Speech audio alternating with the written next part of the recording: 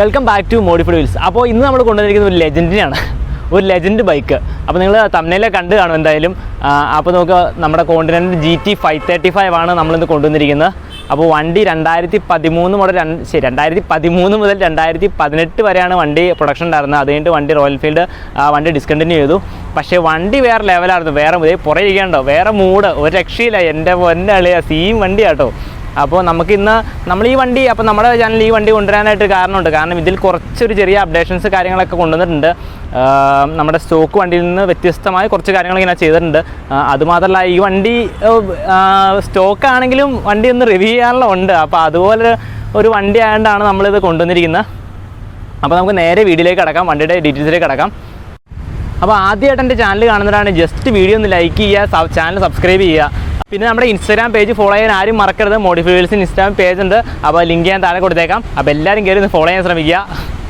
അപ്പോൾ നമുക്ക് നേരെ വീഡിയോയിലേക്ക്. Close your eyes.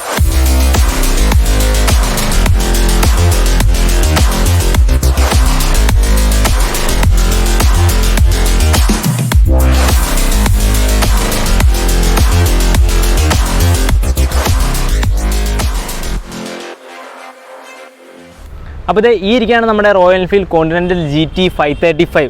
ഇതൊരു 650 അല്ല, 535 ആണ്. അപ്പോൾ ഈ വണ്ടി 535 എന്ന് പറഞ്ഞിട്ടൊന്നും കാര്യമില്ല, ഒരു രക്ഷയില്ല. പവർ എന്നൊക്കെ പറഞ്ഞാണ്ടല്ലോ വേറെ ലെവലാണ്. ഒരു രക്ഷ നമ്മളെ വണ്ടി ഇങ്ങനെ അങ്ങ് എടുത്തുകൊണ്ട് പോകും. ഇത് ഓടിക്കണേ നമുക്ക് ആ ഒരു സെറ്റപ്പാണ്. എന്ത് രസമാണ് അത് ഓടിക്കാൻ. ഞാൻ ഒരു RS200, അതായത് ബജാജ് RS200 ഓടിച്ച് വന്ന ഒരു വ്യക്തിയാണ്. അപ്പോൾ അതുകൊണ്ട് അത് എനിക്കറിയില്ല, ഈ വണ്ടി ഓടിച്ച് എനിക്ക് ഭയങ്കരമായിട്ട് അങ്ങ് ഇഷ്ടപ്പെട്ടു. ഭയങ്കര രസമായിട്ട് ഓടിക്കാനും തന്നെയായിട്ട്. പക്ഷേ എന്നെപ്പോലൊരു വ്യക്തി, അതായത് കുറച്ച് വെയിറ്റ് കുറഞ്ഞൊരാൾക്ക് ഈ വണ്ടി കുറച്ചൊരു ബുദ്ധിമുട്ട്. കാരണം എന്താണെന്ന് വെച്ച് കഴിഞ്ഞാൽ ഒരു രക്ഷയില്ലാത്ത വെയിറ്റാണ് വണ്ടിക്ക്. 10-200 കിലോ, 186 കിലോ എന്താണ് എക്സാക്റ്റ് ഇതിൻ്റെ വെയിറ്റ്. ഒരു 200 കിലോ അടുത്ത് ഇതിൻ്റെ വെയിറ്റ് വരുന്നുണ്ട്. അപ്പോൾ അതുകൊണ്ട് തന്നെ ഇതൊന്നും മെയിൻറ്റെയിൻ ചെയ്ത് കൊണ്ടുനടക്കാനാണ് നമുക്ക്, ഈ റോഡിൽ കൂടെയൊക്കെ ട്രാഫിക്കുള്ളിടത്തോടെ ഇത് കൊണ്ടുനടക്കാനാണ് നമുക്ക് ചെറിയ ബുദ്ധിമുട്ട് അനുഭവപ്പെടുള്ളൂ. അത്യാവശ്യം ആരോഗ്യമുള്ള വ്യക്തിയാണെങ്കിൽ ഒന്നും നോക്കണ്ട, വണ്ടി സെറ്റാണ്. നമുക്ക് എല്ലാ തവണത്തെ പോലെ ആദ്യം തന്നെ വണ്ടിയുടെ ഫ്രണ്ടിൽ നിന്ന് തന്നെ തുടങ്ങാം. ഫ്രണ്ടിൽ നമുക്ക് ആദ്യമായിട്ട് നോക്കുവാണെങ്കിൽ ഇവിടെ നമുക്ക് റോയൽ എൻഫീൽഡിൻ്റെ ആ ഒരു റൗണ്ട് ഷേപ്പിലുള്ള സ്റ്റോ ഹെഡ്ലാമ്പ് എടുത്ത് മാറ്റിയിട്ട് LED ഹെഡ്ലാമ്പാണ് ഇവിടെ വന്നിരിക്കുന്നത്. അത് ഭയങ്കര രസമായിട്ട് ഞാൻ ഓണായി കാണിച്ചു തരാം. ആണോ, അത്യാവശ്യം നല്ലൊരു വെളിച്ചം കാര്യങ്ങൾ. ഇപ്പോൾ ഈ ഇത്രയും വെയിലുള്ളതാണ്, ഞാനിപ്പോൾ നട്ടുച്ചയ്ക്ക് എന്നാണ് വീഡിയോ എടുക്കണം. അപ്പോൾ അതുകൊണ്ട് ഇത്രയും വെയിലുള്ളതാണ്, നിങ്ങൾക്ക് എത്രത്തോളം മനസ്സിലാവുമെന്ന് അറിയില്ല. അത്യാവശ്യം നല്ല ബ്രൈറ്റ് ആയിട്ടൊരു ഹെഡ്ലാമ്പ് യൂണിറ്റാണ് ഇവിടെ വന്നിരിക്കുന്നത്. കൊള്ളാം, നമുക്ക് ഓഫ് ചെയ്തിട്ടേക്കാം. അതുപോലെ തന്നെ ഇവിടെ രണ്ട് സൈഡിലായിട്ട് നമുക്ക് ഹലോജൻ ഇൻഡിക്കേറ്റർ കാര്യങ്ങൾ നമുക്ക് ഇവിടെ കാണാൻ വേണ്ടി സാധിക്കും. അപ്പോൾ നമുക്ക് ഫ്രണ്ടിൽ തന്നെ നമുക്ക് ടയറിൻ്റെ ഭാഗത്തേക്ക് വരാണെങ്കിൽ അത്യാവശ്യം നല്ല വലിപ്പമുള്ള ടയർ തന്നെയാണ് വന്നിരിക്കുന്നത്. ഇതിനകത്ത് വന്നിട്ട് സ്റ്റോക്ക് വന്നിരുന്ന ടയേഴ്സ് എന്ന് പറയുന്നത് പിർലിയുടെ ടയേഴ്സാണ് വന്നിരിക്കുന്നത്. അത്യാവശ്യം നല്ലൊരു റോഡ് ഗ്രിപ്പും കാര്യങ്ങളൊക്കെ പ്രൊവൈഡ് ചെയ്യുന്ന ടയറാണ് പിർലിയുടെ ടയർ. നമുക്ക് എല്ലാവർക്കും അറിയാം, നല്ല ഒരു പ്രീമിയം ടയേഴ്സാണ് അപ്പോൾ വന്നിരുന്നത്. വണ്ടി റോയൽ എൻഫീൽഡിൻ്റെ ഒരു പ്രീമിയം വണ്ടി തന്നെയാണ് ഈ റോയൽ എൻഫീൽഡ് കോണ്ടിനെൻ്റൽ GT 535 എന്ന് പറയുകയാണെങ്കിൽ. റോയൽ എൻഫീൽഡിൻ്റെ പ്രീമിയം സെഗ്മെൻറ്റ് വന്നിരുന്ന വണ്ടി തന്നെയാണ്. പ്രീമിയം ഷോറൂമുകളിൽ മാത്രം നമ്മൾ കണ്ടുവന്നിരുന്ന ഒരു വണ്ടിയാണ് റോയൽ എൻഫീൽഡ് കോണ്ടിനെൻ്റൽ GT 535. അപ്പോൾ ഇത് എന്തുകൊണ്ടെന്നാൽ വളരെ കുറവായ സെയിൽ, അതായത് ഇതിൻ്റെ സെയിൽ വളരെ കുറവായിരുന്നു. അതുകൊണ്ടാണ് വണ്ടി ഡിസ്കണ്ടിന്യൂ അവർ ചെയ്തത്. ഓക്കെ, നമുക്ക് തിരിച്ചു വരാം. നമുക്കപ്പോൾ ടയറിൻ്റെ ഭാഗത്ത്, അപ്പോൾ നമുക്കിവിടെ വന്നിരിക്കുന്നത് JK ടയറാണ് ഇപ്പോൾ വന്നിരിക്കുന്നത്. 120/80 എന്ന് പറഞ്ഞ സൈസിലുള്ള JK ടയേഴ്സാണ് ഇവിടെ വന്നിരിക്കുന്നത്. അത്യാവശ്യം നല്ല ഗ്രിപ്പ് കാര്യങ്ങളൊക്കെ ഉണ്ട് കേട്ടോ. അപ്പോൾ അവിടെ തന്നെയാണ് നമുക്ക് ഏറ്റവും ഇതിനകത്ത് ഇമ്പോർട്ടൻ്റ് ആയിട്ട് ചെയ്തിരിക്കുന്ന ഒരു കാര്യം. ഇതിൻ്റെ ഫ്രണ്ടിൽ വന്നിരിക്കുന്ന ഡിസ്ക് ഒരു സിംഗിൾ ഡിസ്ക്കാണ് നമുക്കിവിടെ ഫ്രണ്ടിൽ സ്റ്റോക്ക് വന്നിരിക്കുന്നത്. അപ്പോൾ അത് അപ്ഗ്രേഡ് ചെയ്ത് ഇവിടെ ഒരു ഡ്യുവൽ ഡിസ്കിലേക്ക് കൊണ്ടുവന്നിട്ടുണ്ട്. കണ്ടോ, നിങ്ങൾക്ക് കാണുവാനായിട്ട് സാധിക്കും. ബ്രേക്ക് ഒരു രക്ഷയാട്ടോ. ബ്രേക്കിംഗ് ബൈറ്റ് എന്നൊക്കെ പറഞ്ഞുണ്ടല്ലോ, വണ്ടി നമ്മൾ പിടിച്ചെടുത്താണ്. അത്രയും ഒരു ബൈറ്റ് കാര്യങ്ങളൊക്കെ ഈ ഡിസ്ക് ഉണ്ട് കേട്ടോ. ഭയങ്കര രസമാണ്, ഭയങ്കര ബ്രേക്ക് ഒരു രക്ഷയില്ലാത്ത ഗ്രിപ്പാണ്. അപ്പോൾ നമുക്ക് ഇതിൻ്റെ കാലിപ്പറിൻ്റെ ഭാഗത്തേക്ക് വരാണ്. ഇവിടെ ഒരു ബ്രെംബോയുടെ കാലിപ്പറാണ് സ്റ്റോക്ക് വന്നിരിക്കുന്നത്. അത് മാറ്റി ഇവിടെ ബൈബറിൻ്റെ കാലിപ്പർ രണ്ട് സൈഡിൽ നമുക്ക് കാണുവാനായിട്ട് സാധിക്കും ഈ ഡിസ്ക്. അപ്പോൾ GTയുടെ തന്നെ ഡിസ്ക് തന്നെയാണ് രണ്ട് സൈഡിലൂടെ വന്നിരിക്കുന്നത്. ഓക്കെ, അപ്പോൾ ബ്രേക്കിൻ്റെ ഭാഗത്ത് നമുക്ക് വേറെ സംശയം വേണ്ട. ഇതിപ്പോൾ സിംഗിൾ ഡിസ്ക് ആണെങ്കിൽ തന്നെ ഒരു രക്ഷയില്ലാത്ത ബ്രേക്കിങ് കാര്യങ്ങളൊക്കെ ആയിരുന്നു വണ്ടിക്ക് വന്നിരിക്കുന്നത്. അപ്പോൾ ഈ ഡബിൾ ഡിസ്ക് ആക്കുമ്പോൾ നമ്മൾ പറയേണ്ട ആവശ്യമില്ലല്ലോ, അതുപോലത്തെ ബ്രേക്കിംഗ് ആണ് ഇപ്പോൾ ഫ്രണ്ടിൽ വന്നിരിക്കുന്നത്. ഒരു രക്ഷയില്ല, തൊടാൻ നിൽക്കണ്ട. ഞാൻ മാക്സിമം ഫ്രണ്ട് ബ്രേക്ക് പിടിക്കാനാണ് ഇങ്ങ് പോകുന്നത്. അപ്പോൾ നമുക്ക് ബൈക്കിൻ്റെ സൈഡിലേക്ക് വരാം. സൈഡിലേക്ക് വരുമ്പോൾ നമുക്കിവിടെ ആദ്യം തന്നെ ഒരു മതിയായൊരു എൻജിൻ നമുക്കിവിടെ കാണാൻ വേണ്ടി സാധിക്കും. റോയൽ എൻഫീൽഡിൻ്റെ എൻജിൻ നിങ്ങൾക്ക് അറിയാലോ, ഇതൊരു സിംഗിൾ സിലിണ്ടർ എഞ്ചിനാണ്. സിംഗിൾ സിലിണ്ടർ എഞ്ചിനിൽ നിന്നാണ് ഈ 535 ഇത് കണ്ടോ ഞങ്ങളുടെ കാണുവാൻ സാധിക്കും. ഇവിടെ ഒരു 535 എന്ന് പറഞ്ഞൊരു ബാഡ്ജിങ് കൊടുത്തിട്ടുണ്ട്. അതുപോലെ നമുക്ക് ഈ എഞ്ചിൻ്റെ സൈഡിലായിട്ട് നോർമലി എല്ലാ ബുള്ളറ്റിലും അതായത് റോയൽ എൻഫീൽഡ് ബൈക്കുകളിൽ കാണുന്ന പോലെ തന്നെ നമുക്കിവിടെ RE എന്നൊരു ബാഡ്ജിങ് കാണുവാൻ സാധിക്കും. അപ്പോൾ ഒരു സിംഗിൾ സിലിണ്ടർ 535cc എഞ്ചിനാണ് നമുക്ക് ഈ വണ്ടിക്ക് വന്നിരിക്കുന്നത്. ഒരു രക്ഷയില്ലാത്ത ടോർക്കായിട്ട് ഏകദേശം ഒരു 44 Nm ടോർക്ക് ഈ വണ്ടി പ്രൊഡ്യൂസ് ചെയ്യുന്നുണ്ട്. വണ്ടി അങ്ങ് എടുത്ത് കഴിയുമ്പോൾ തൊട്ട് പവർ ഇങ്ങനെ അടിച്ച് നിൽക്കുക. എന്നെ ചെയ്യണം, ഒരു രക്ഷയില്ല. അപ്പോൾ നമുക്കിവിടെ ഇതിൻ്റെ ടാങ്കിൻ്റെ ഭാഗത്തേക്ക് ഒരു 13 ലിറ്ററാണ് ഏകദേശം ഇതിൻ്റെ ടാങ്ക് കപ്പാസിറ്റി വന്നത്. ഇതോടായിട്ട് റോയൽ എൻഫീൽഡിൻ്റെ ഒരു ബാഡ്ജിങ് നമുക്ക് കാണാം. തൊട്ട് സൈഡിലായിട്ട് വരുവാണെങ്കിൽ ഇതേപോലെ കോണ്ടിനെൻ്റൽ GT എന്നൊരു ബാഡ്ജിങ് സ്റ്റിക്കർ വർക്കൊക്കെ നമുക്കിവിടെ കാണുവാൻ സാധിക്കും. അപ്പോൾ ഈ കോണ്ടിനെൻ്റൽ GTയുടെ എൻ്റെ ഫേവറേറ്റ് കളറാണ് റെഡ്. അപ്പോൾ എനിക്ക് നിങ്ങൾക്ക് അറിയാം, ഞാൻ പല വീഡിയോയിലും ഞാൻ പറഞ്ഞിട്ടുണ്ട്. അപ്പോൾ എൻ്റെ ഫേവറേറ്റ് കളറായ റെഡ് തന്നെയാണ് നമുക്കിവിടെ കൊണ്ടുവന്നിരിക്കുന്നത്. ഒരു ലക്ഷ്യമില്ലാട്ടോ, വണ്ടി വെയിലത്തേക്ക് ഇരിക്കുമ്പോൾ ചുമ്മാ ഇങ്ങനെ തിളങ്ങുക. എനിക്ക് വണ്ടിയോട് റെഡിനോട് എനിക്ക് പ്രേമമാണ്. അപ്പോൾ അതുപോലെ തന്നെ ഇപ്പോൾ റെഡ് വണ്ടികളോടും എനിക്ക് കുറച്ച് ഇഷ്ടം കൂടും. അപ്പോൾ തന്നെ നമുക്ക് സൈഡിൽ ബാക്ക് ബ്രേക്കിൻ്റെ ഭാഗത്തേക്ക് വരാം. ബാക്ക് ബ്രേക്കിൻ്റെ ഭാഗത്തേക്ക് വരുവാണെങ്കിലും ഈ ബാക്ക് ബ്രേക്കിലും കുറച്ച് അപ്ഡേഷൻസ് കാര്യങ്ങൾ വരുത്തിയിട്ടുണ്ട്. അപ്പോൾ നമുക്കത് ബാക്കിലേക്ക് വരുമ്പോൾ പറയാം. അപ്പോൾ അത്യാവശ്യം നല്ല ബൈറ്റ് കാര്യങ്ങൾ നമുക്ക് ബാക്ക് ബ്രേക്കിൻ്റെ ഭാഗത്ത് നിന്ന് കിട്ടും. നല്ല റെസ്പോൺസ് ആയിട്ട് ബ്രേക്കിംഗ് ഒരു രക്ഷയില്ല, നല്ല എഫിഷ്യൻ്റ് ആയിട്ടുള്ള ബ്രേക്കിംഗ് കാര്യങ്ങളൊക്കെയാണ്. അപ്പോൾ നമുക്കിവിടെ സൈഡിലായിട്ട് നമുക്കിവിടെ ഇതിൻ്റെ സ്റ്റോക്ക് വന്നിരിക്കുന്ന ഒരു എക്സോസ് യൂണിറ്റ് ഇവിടെ കാണുവാൻ സാധിക്കും. അത്യാവശ്യം നല്ല വലിപ്പമുള്ള എക്സോസ് തന്നെ കേട്ടോ. സൗണ്ടൊക്കെ ഒരു രക്ഷയില്ല, വേറെ ലെവൽ സൗണ്ട്, വേറൊരു മൂടാണ് വണ്ടി ഓടിക്കും. എൻ്റെ പൊന്നൽ എനിക്ക് പറയാണ്ടിരിക്കാൻ പറ്റില്ല. എനിക്ക് ഭയങ്കരമായിട്ട് ഇഷ്ടപ്പെട്ടു പോയി വണ്ടി. തിരിച്ചു കൊടുക്കണോ ഇനി? എൻ്റെ വണ്ടി പുള്ളിക്ക് കൊടുത്ത് ഈ വണ്ടിക്ക് എടുത്താലോ? തരില്ലായിരിക്കും.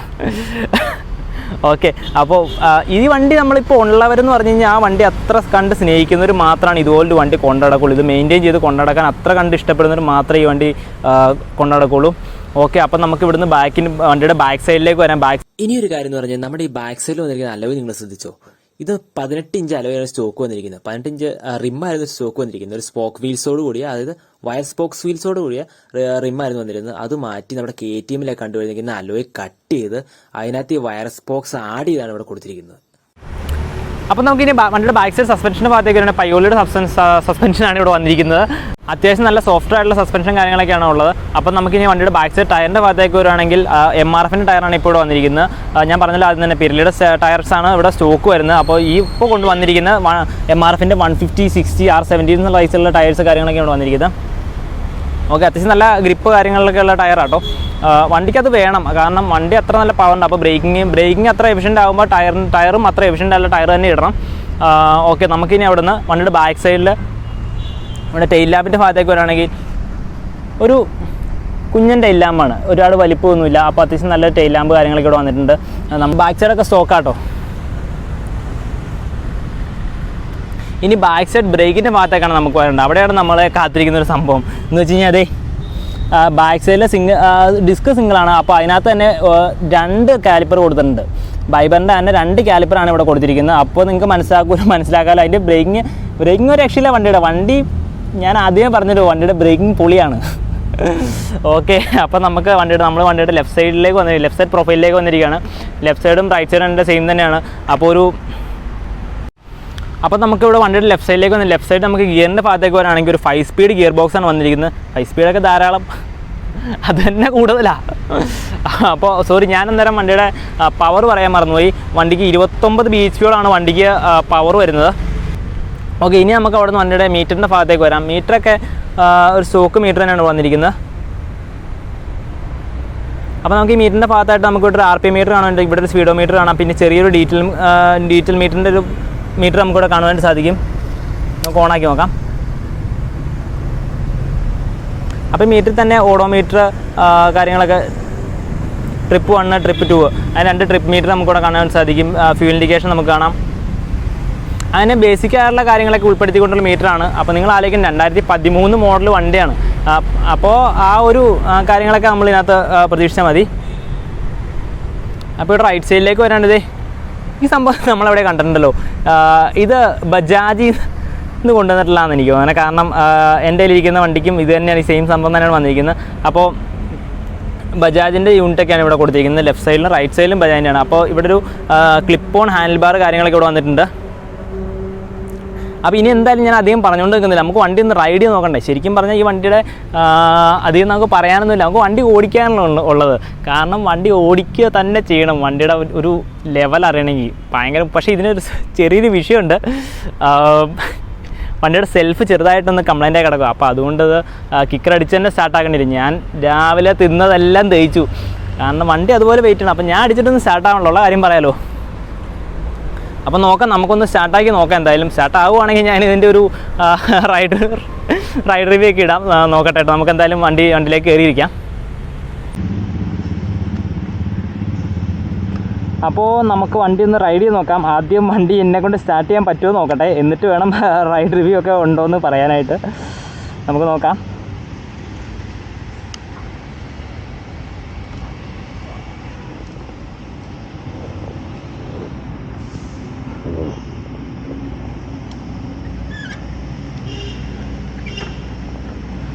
പൊന്നളിയ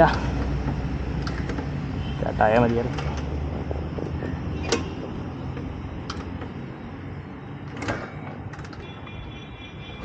$2,000 years later.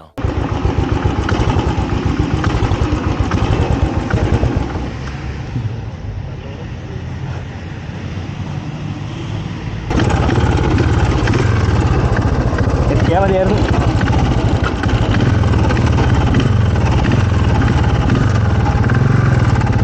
പോടാ. അപ്പോൾ അങ്ങനെയാണ് വണ്ടിയൊക്കെ സ്റ്റാർട്ട് ചെയ്തിട്ടുണ്ട്. എൻ്റെ മോനെ എൻ്റെ നിക്കർ കയറി, കാരണം അപ്പോൾ ഈ കാലെനിക്ക് വേനെടുക്കാൻ അധികം ബലം കൊടുത്ത് അടിക്കാനും പറ്റുന്നില്ല. അതാണ് ഏറ്റവും വലിയ വിഷയം. അപ്പോൾ എന്നാലും നമ്മളിവിടെ തിരിച്ചു പോകട്ടോ, വീഡിയോ ഒക്കെ നമ്മൾ സെറ്റ് ചെയ്തിട്ടുണ്ട്.